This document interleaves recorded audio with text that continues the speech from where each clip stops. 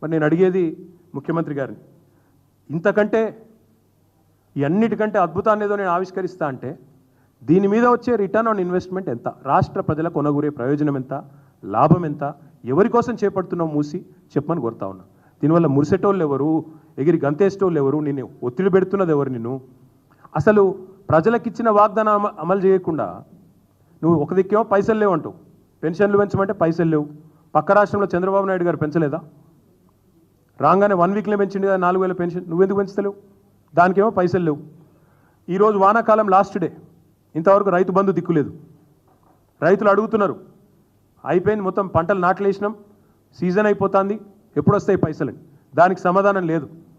రుణమాఫీ కావాలని చెప్పి సెల్ఫీలో ఉద్యమం చేస్తున్నారు రైతులు, దాని మీద సమాధానం రాదు.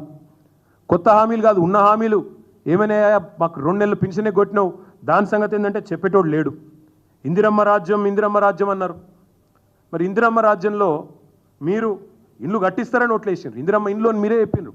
కానీ పేదల ఇండ్లు కూలగొడతామని ముందే చెప్పినంటే ఒక్కడంటే ఒక్కడు కాంగ్రెస్ ఓటేస్తుండేనా ఒక్కసారి ఆలోచించమని చెప్పి నేను ఈ ముఖ్యమంత్రిని అడుగుతా ఉన్నా. అసలు ముఖ్యమంత్రి గారు 3-4 రోజుల నుంచి ముఖం చాటేసిండు మీడియాకి, లేకపోతే మీతో చీట్ చాట్లు అవి చేస్తుంటాడు కదా ఎక్కువ, ఇప్పుడు చేస్తలేడు. ఎందుకు? భయం.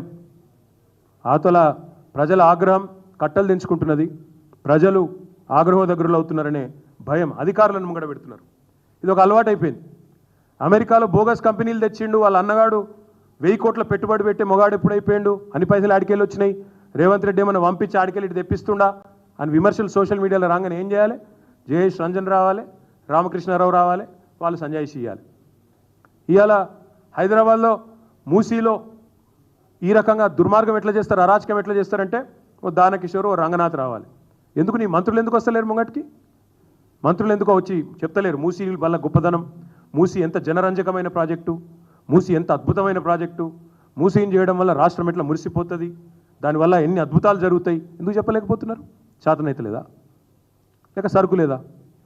నేను అదే అంటా ఉన్నా, వాస్తవాలు చెప్పే ధైర్యం లేక అధికారుల వెనకాల దాక్కుంటే కుదరదు ముఖ్యమంత్రి. అసలు మేనిఫెస్టోను చెప్పు, నీ గ్యారంటీ కార్డుల సంగతి చెప్పు, 100 రోజుల్లో అమలు చేస్తా అని 300 రోజులకు కూడా ఏమీ చేయని నీ అశక్తతను చెప్పు. ఎందుకు మరి ఎవరి కోసం ఈ కూల్చివేతలు, ఎవడి కోసం ఈ 1,50,000 కోట్లు చెప్పు.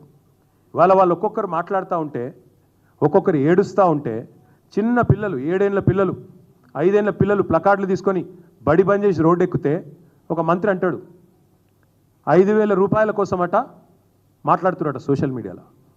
అందరూ మీ లెక్క ఉండరు, కాంగ్రెస్ వాళ్ళ లెక్క. 50 కోట్లకు పీసీసీ ప్రెసిడెంట్ అమ్ముకోవడం, 500 కోట్లకు ముఖ్యమంత్రి పదవి అమ్ముకోవడం, మంత్రులు ఒక్కొక్కరు పంచుకోవడం, పర్సంటేజీలు పంచుకొని ఒకరినొకరు కాపాడుకునే ప్రయత్నం చేయడం. మీ కాంగ్రెస్ లాగా దిక్కుమాలిన అలవాట్లు ప్రజలకు ఉండవు, తెలంగాణ బిడ్డలకు అసలు ఉండవు. ఆత్మగౌరవం మీద కొడితే, ఆత్మగౌరవం విషయానికే వస్తే మంత్రి గారు శ్రీధర్ బాబు గారు, తెలంగాణ ప్రజలు తిరగబడితే మీరు ఊళ్ళలో తిరగలేని పరిస్థితి వస్తుంది, మంచిది కాదు. మీరంటే కొంత గౌరవం ఉంది, చదువుకున్న వాళ్ళు కొంత సంస్కారవంతంగా మాట్లాడతారనే గౌరవం ఉండేది, కానీ మీ మాటల వల్ల పోతా ఉంది. మొన్ననేమో 2 బీఆర్ఎస్ ఎమ్మెల్యేలు కొట్లాడుతున్నారు అని అతి తెలివి, నిన్ననేమో వీళ్ళు 5,000 రూపాయల కోసం సోషల్ మీడియాలో 5,000 రూపాయల కోసం ముఖ్యమంత్రిని బూతులు తిడుతున్నారని మాట్లాడతావా? అవును, నువ్వు పోయి వాళ్ళ ఇంటి మీద పడి ఇలుగుల కొడతా అంటే వాళ్ళు అవో దేవుడు వచ్చిండని ముక్తారా? నీకేమంటారు మరి? ఇలా ఏడుపులు తక్కువనే ఆడ, ఒక్కొక్కరు బీపీలు పెరిగి షుగర్లు పెరిగి ఈఎంఐలు ఎట్లా కట్టాలి, మా పరిస్థితి ఏంది, కష్టపడి కట్టుకున్న ఇల్లు గులగొడుతున్నారని చెప్పి ఆరోగ్యాలు దెబ్బతింటుంటే, ప్రెగ్నెంట్ మహిళలు ఏడుస్తుంటే, చిన్న పిల్లలు గూడు చెదిరి ఏడుస్తుంటే అనడానికి మనసు ఎట్లా ఒప్పిందని నీకు? నాకు అర్థం కాదు. అంతో ఇంతో సంస్కారం ఉన్నాడు, చదువుకున్నాడు అని గౌరవం ఉండేది, కానీ సావాస దోషం అనుకుంటా ఓటుకు నోటు దొంగలతో కూర్చుంటే మేము కూడా అట్లా అయిపోయాను. పక్కన కూర్చొని చెడిపోయింది శ్రీధర్ బాబు గారు కూడా. ఇది మంచిది కాదు. ఇప్పటికే 3 చనిపోయినారు. బుచ్చమ్మ గారు కూకట్పల్లిలో చనిపోయింది, వాస్తవం కాదా? మా నాయకులు హరీష్ రావు గారు, సబితక్క, తలసాని గారు గాంధీ హాస్పిటల్కి పోతే అడ్డుకున్నది వాస్తవం కాదా? కృష్ణారావు గారు మా కూకట్పల్లి ఎమ్మెల్యే. ఈ చిన్నపిల్లల ఆవేదన రోజు కనబడతలేదా నీకు? హైకోర్టుకు అర్థమైంది కానీ నీకు అర్థమవుతలేదా? అందుకే నేను అడిగేది, ఇక ఆయన గురించి తిట్టుతున్న తిట్లు అవి చూస్తే మాకే మంచిగా అనిపిస్తలేదు, గట్ల తిడుతున్నారు. ఆ తిట్లు అయితే మామూలు తిట్లు లేవు అవి. నేను ఎప్పుడు చూడలేదు, అట్లాంటి తిట్లు చూడలేదు, అట్లాంటి తిట్లు వినలేదు. భయం అవుతుంది ఆ తిట్లు చూస్తుంటే కూడా. అట్లాంటి తిట్లు పొరపాటున కాంగ్రెస్ వాళ్ళు అడిదికి ఓకుర్రెడ్డి, ముందే చెప్తున్నా, పోతే మాత్రం అక్కడ ఏం జరుగుతుందో మా బాధ్యతనైతే కాదు. ఎందుకంటే ప్రజలు విపరీతమైన కోపం మీద ఉన్నారు. మీరు పొరపాటున కూడా అడిగి ఓకుండ్రి, పోతే మాత్రం ఏం జరిగినా మా బాధ్యత అయితే కాదు. కానీ ఒకటి మాత్రం పక్కా, ఇవాళ వేలాది మంది కుటుంబాలను రోడ్డు మీద పాడేసి లక్షలాది మంది నిరాశ్రయులను చేసి పేద మధ్యతరగతి ప్రజలు అన్ని అనుమతులు తీసుకొని కట్టుకున్న బిల్డింగ్లను ఇష్టం వచ్చినట్టు కూలగొడతా అంటే మాత్రం బీఆర్ఎస్ పార్టీ మాత్రం చూసుకుంటా ఊరుకోదు. ఖచ్చితంగా వారికి అండగా నిలబడతాం. నిన్న మా నాయకులు మాటిచ్చొచ్చారు. మా ఎమ్మెల్యే సుధీర్ రెడ్డి కూడా ఇవాళ పొద్దున్న చెప్పారు, నేను చూసిన, చైతన్యపూర్ పోయి చెప్పిండు, బుల్డోజర్ అంటూ వస్తే దానికి అడ్డంగా నేనే నిలబడతా అని చెప్పిండు. తప్పకుండా మేము అందరం కూడా చెప్తా ఉన్నాం, బుల్డోజర్లు వస్తే వాటికి అండగా తప్పకుండా వాటికి ఎదురుగా వాటికి అడ్డుగా బీఆర్ఎస్ పార్టీ నాయకులు అందరం నాతో సహా మేము వచ్చి నిల్చుంటాం, అడ్డుకుంటాం అనే మాట కూడా నేను తప్పకుండా చెప్తా ఉన్నా. ఎందుకంటే ఇది మంచిది కాదు. మీరు చేయాలనుకుంటే ఓ పద్ధతి ఉంటుంది. ఈ ప్రాజెక్ట్ చేయాలనుకుంటే ముందు అన్ని నెరవేర్చండి, ప్రజలకు ఇచ్చిన హామీలు నెరవేర్చండి.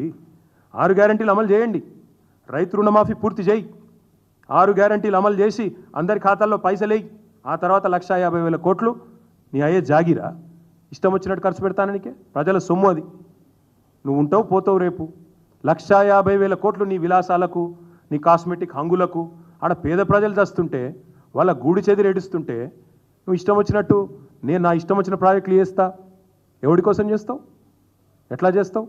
ఇచ్చిన హామీలు నెరవేర్చకుండా. అందుకే ప్రజా కోర్టులోనూ ఎండగడతాం వీళ్ళను, సుప్రీంకోర్టు దాకా కూడా పోతాం అవసరమైతే. హైకోర్టు ఇవాళ చాలా స్పష్టంగా చెప్పింది. అందుకే మేము అనేదల్లా ఒకటే, కాంగ్రెస్ నాయకులకు కూడా నేను విజ్ఞప్తి చేస్తూ ఉన్నా. కొంతమంది మాట్లాడుతూ ఉన్నారు ఇది మంచిది కాదు అని, కొంతమంది లోపలని ఉడుకుపోతూ ఉన్నారు.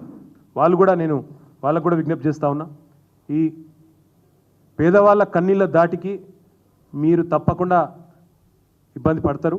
కాంగ్రెస్ నాయకులారా చెప్పండి మీ ముఖ్యమంత్రికి, పేదవాళ్ళతో పెట్టుకోవడం మంచిది కాదు.